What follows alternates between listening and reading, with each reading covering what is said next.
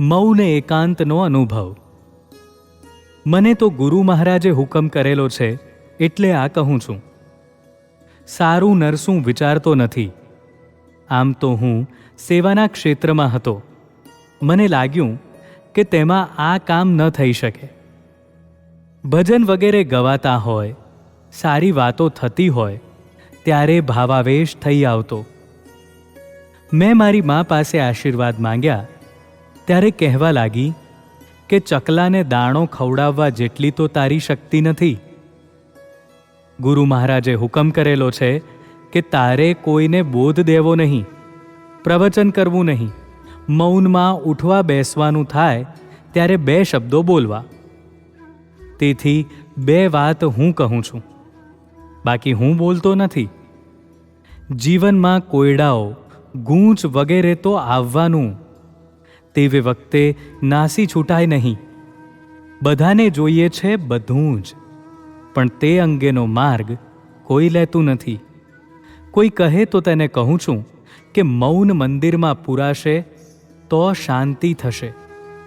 અંદર બેસનારથી સતત નામ લેવાય છે, એ હકીકત છે. મારો નાનો ભાઈ સતત મારો વિરોધ કરતો, આ તૂત છે એમ કહેતો. એ મારી સાથે રહે પણ નહીં.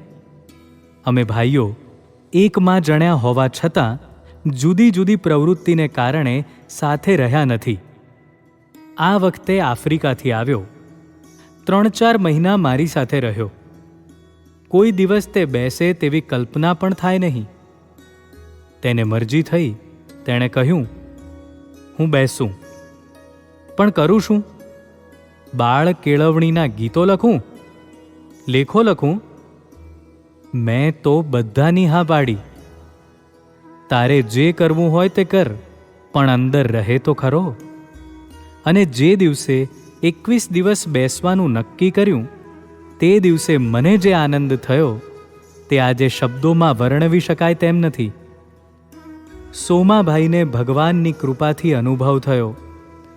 મૌનમાં સતત નામ સ્મરણ થયું. 17-18 કલાક બોલાયું હતું. ગાંધી આશ્રમના એક બહેનથી 22 કલાક થયું હતું. કાઠિયાવાડના ભરવાડ પણ 22 કલાક બોલતા છતાં ઊંઘનો ત્રાસ નહીં. સ્ફૂર્તિ પણ ઓછી થઈ નથી. 2 કલાક પણ પૂરી ઊંઘ નહીં. ત્યારે પણ વચ્ચે વચ્ચે બોલાતું, છતાં શરીરને નુકસાન થયું નથી.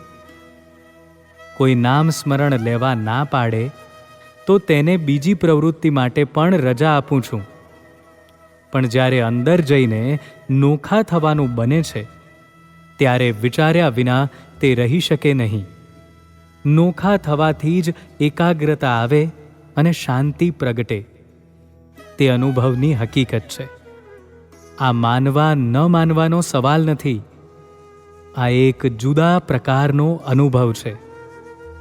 લેવા જેવો છે અને સમજી શકાય તેવો છે. હરિ ઓમ.